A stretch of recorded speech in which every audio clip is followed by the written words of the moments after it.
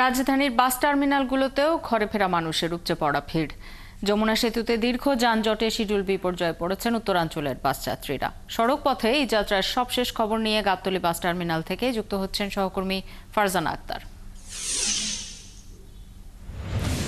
ফারজানা, যাত্রী চাপ কেমন দেখছেন গাবতলী বাস টার্মিনালে? আর বিভিন্ন গন্তব্যে যে বাসগুলো ছেড়ে যাওয়ার কথা সেগুলো নির্দিষ্ট সময়ে ছেড়ে যাচ্ছে কিনা জানাবেন। আর যাত্রীদের কাছ থেকে অতিরিক্ত ভাড়া আদায়ের কোনো অভিযোগ কি পেয়েছেন?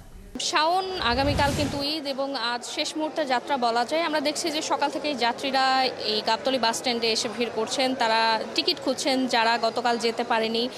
কেউ অনলাইনে টিকিট কেটেছেন, কেউ আবার এখন টিকিট কেটে যাচ্ছেন। এবং আমরা কিন্তু যেটি দেখলাম যে সেটি হচ্ছে কাউন্টারে অনেকেই টিকিট নিতে এসে টিকিট পাচ্ছে না। এবং তারা যেমনটি বলছেন যে অনেক টিকিট শেষ হয়ে গিয়েছে, বা যারা অনলাইনে টিকিট কেটেছে তারা হয়তো টিকিট পেয়েছে, কিন্তু এই মুহূর্তে যারা আসছে অনেক কেউ টিকিট পাচ্ছেন না, তারা অপেক্ষা করছেন, তারা অন্য কাউন্টারে বা অন্য বাস খুঁজছেন। এবং আরেকটি বিষয় যদি বলি, তারা অভিযোগ করছেন তাদের থেকে বাড়তি ভাড়া রাখা হচ্ছে। তারা বলছেন যে 600 টাকার ভাড়া অনেকে 1200 টাকা চাচ্ছে। এবং কিছুক্ষণ আগেই কিন্তু আমি দেখলাম একটা ঘটনা, সেটি হচ্ছে এখানে সেনাবাহিনী আছে, ম্যাজিস্ট্রেট আছেন, তারা তাদেরকে এক যাত্রী এসে অভিযোগ করছিলেন যে তাদের 600 টাকার ভাড়া 2000 টাকা দেয়া হয়নি দেখে আসলে বাস ছাড়ছে না, বাস যাচ্ছে না এখান থেকে, এমন একটি অভিযোগ কিন্তু তারা ম্যাজিস্ট্রেটকে দিয়েছেন। এবং সেই অভিযোগের প্রেক্ষিতে আমরা দেখেছি ম্যাজিস্ট্রেট সেনাবাহিনী সেখানে যে সেটি সমাধান করার চেষ্টা করেছেন। এবং আরেকটি বিষয়, সেটি হচ্ছে কাউন্টারে যারা আছেন পরিবহনের সাথে সংশ্লিষ্ট, তারা যেমনটি বলছেন যে আসলে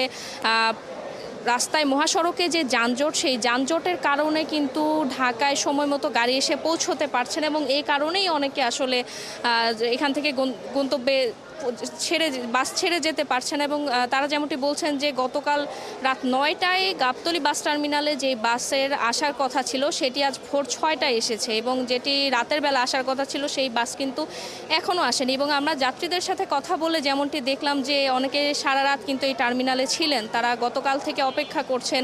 যে বাস রাতে ছেড়ে যাওয়ার কথা ছিল সেটি এখনও ছেড়ে যায়নি, যেটি এসে পৌঁছতে পেরেছে সেটি ছেড়ে যাচ্ছে।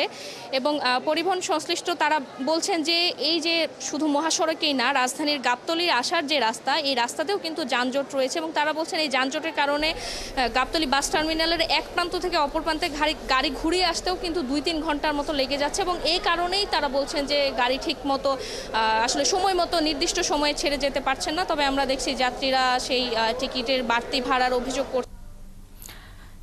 ফারজানা, খবর রাখতে থাকুন, ফিরবো আবারও আপনার কাছে। আমাদের সাথে যুক্ত হয়েছিলেন সহকর্মী ফারজানা আক্তার।